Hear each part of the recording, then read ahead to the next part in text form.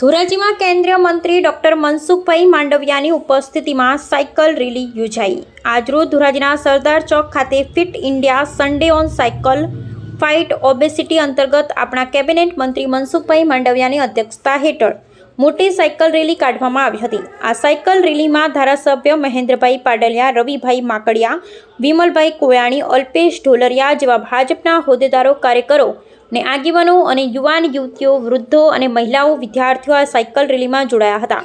ધોરાજીના સરદાર ચોકથી Jetpur road, station road, gin mill road, Matawadi road થઈ પછી સરદાર ચોક ખાતે પૂર્ણ કરવામાં આવેલ અને લોકોને પોતાના ફિટનેસ માટે સાયકલ ચલાવવી જોઈએ તેવું જણાવ્યું હતું। આ કાર્યક્રમમાં તમામ લોકો ઉત્સાહિત હતા, ઉમંગભેર સાયકલ રેલીમાં જોડાયા હતા।